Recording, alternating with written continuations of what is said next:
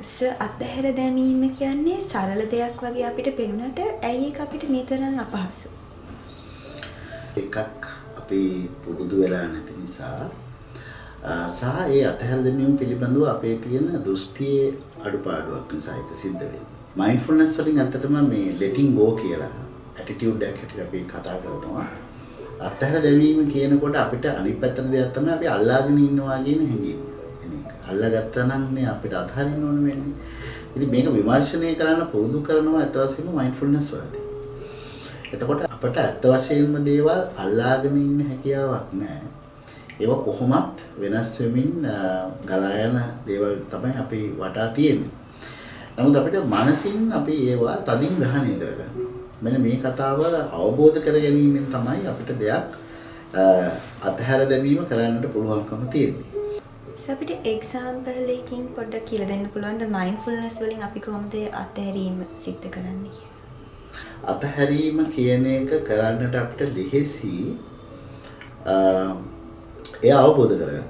කියමු ඒ තියෙන වාසි ගැන. දැන් වාසිය තියෙනවා නම් අපිට මේක කරන්න පෙළඹෙන්නේ ඕනම කෙනෙක්.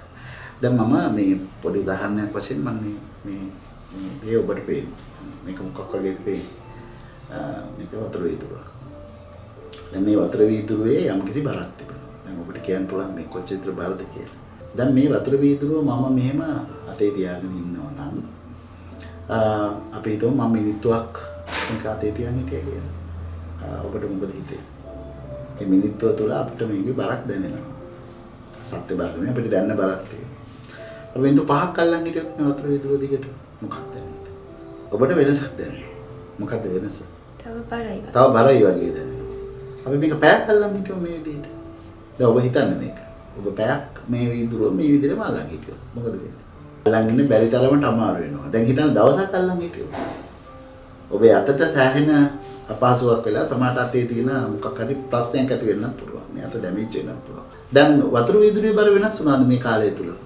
නෑ. එහෙනම් වෙනස උනේ මොකක්ද? ඔබ මේක දරාගෙන දිගටම යමක් ඉන්නවා නම් ඒ දරාගෙන සිටීම තුලයි ප්‍රශ්නයක් තියෙන්නේ. ඉතින් අත වශයෙන්ම කියනවා නම් හිතවතුනි මේ අපේ මේ වීදුරුව අල්ලන් ඉන්නවා වගේම තමයි අපේ හිතෙන් දේවල් ග්‍රහණය කරගෙන ඉන්නේ. ඒවා ඇත්ත වශයෙන්ම අපි ග්‍රහණය කරගෙන ඉන්නවා කියලා කිව්වට ඒ ග්‍රහණය වීමක් නෙමෙයි අපේ මනස ඒ විදිහට හුරු වීමක් වෙන්නේ. මේක අල්ලගෙන ඉන්නවා වගේ අපිට දැනෙනවා. ඉතින් ඒ තුල අර විශාල වශයෙන් පීඩාකාරී තත්යකටපත් වෙනවා. ඉතින් මේක අපි දැන් මම වීදුරුව පැත්තකින් තිබ්බා. එතකොට දැන් බර දැනෙනවද ඔබට? දැන් බර දැනෙන්නේ නැහැ. ඒ කියන්නේ ඔබට වරින් වර මේ අල්ලාගෙන ඉන්නවා වගේ දැනෙන දෙයක් වුණත් මේ වරින් වර අතට අරගත්ත වීදුරුව වරින් වර ඉවත් කරනකොට ඔබට දැනෙන පහසුව වගේ මනසින් දේවල් අතහැරලා මයින්ඩ්ෆුල්නස් අභ්‍යාසයක නිරත වුණොත් එහෙම අපිට මෙන්න මේ වතුර වීදුරුව පැත්තකින් තිබ්බා වගේ අපේ හිතේ තියෙන දේවල් වලින් නිදහස් වීමේ හැකියාවක් තියෙනවා. එතකොට එහෙම නිදහස් වෙච්ච වෙලාවට තමයි ඔබට ඇත්තටම දැනෙන්නේ හිසුවය. එතකොට નિરાයාසයෙන්ම මනස පුරුදු වෙනවා අර සුවයට ළඟා වෙන්න.